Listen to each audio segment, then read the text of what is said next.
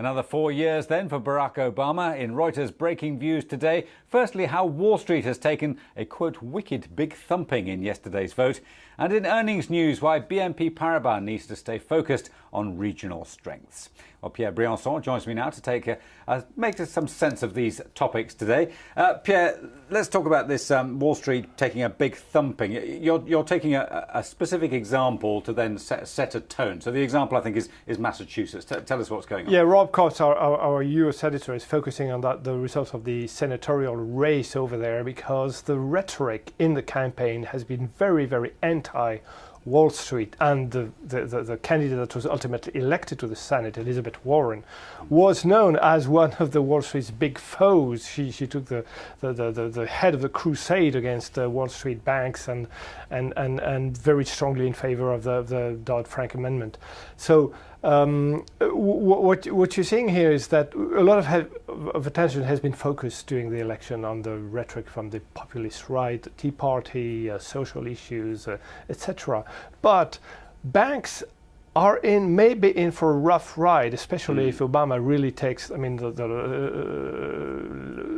some conclusions from those elections, and chooses, for example, Treasury Secretary that would be maybe less amicable or friendly with the banks than Tim Geithner has been during the first mandate. And the irony was that the gentleman that Elizabeth Warren knocked out was one of the few supporters of the Dodd-Frank. So even that wasn't good enough for a Republican. Exactly, so as well. And it made for a very heated campaign, probably the place in the US where the campaign was the most heated against Wall Street and the big banks and etc. But throughout the country, there's a general theme that they've had enough and that banks should pay for their sins. And interesting, if your contributors happen to be banks. I mean, Brown's contributors, Fidelity, Goldman Sachs, JP Morgan, BNY Mellon, Mass Mutual, and yet it's Warren's her backers were academics and lawyers. So that's also quite important. It also showed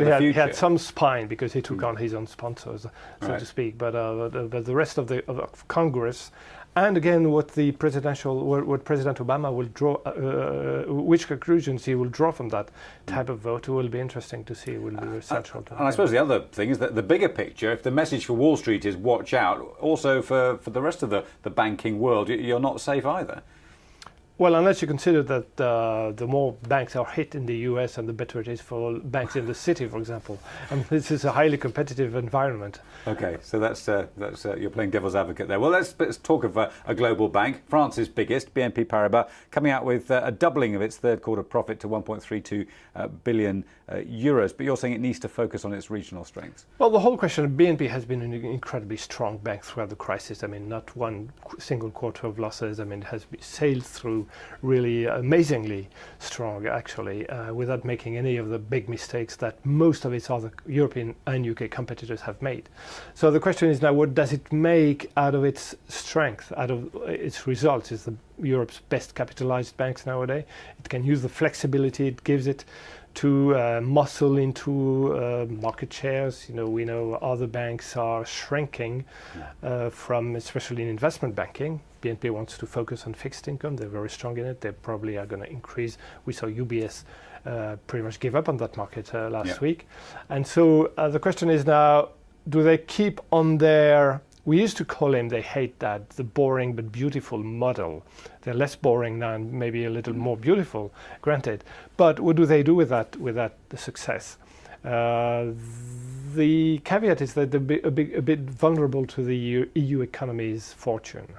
Right. And if a strong downturn is a big retail bank in France, big retail bank in Italy, big retail bank is Belgium and Luxembourg. So they're making noises about expanding in investment bank in the US.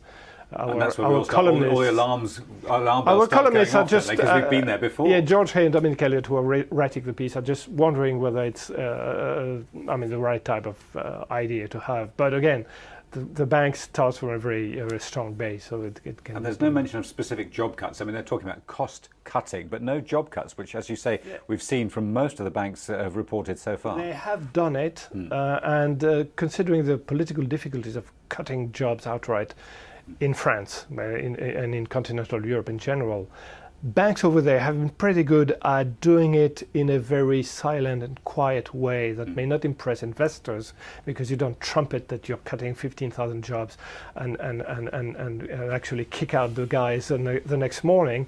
They do it gradually, eventually, over a period of several months, and so they publish the results instead of giving an advance warning. Okay, Pierre, thank you very much indeed for that. Pierre Briançon there. Now, to see our show on the FX reaction to the re-election of Barack Obama, click on to our Economy 2012 programme with BNP Paribas' Stephen Saywell and Citi's Valentin Marinov. That's on the platform right now. I'm Nigel Stevenson. This is Reuters.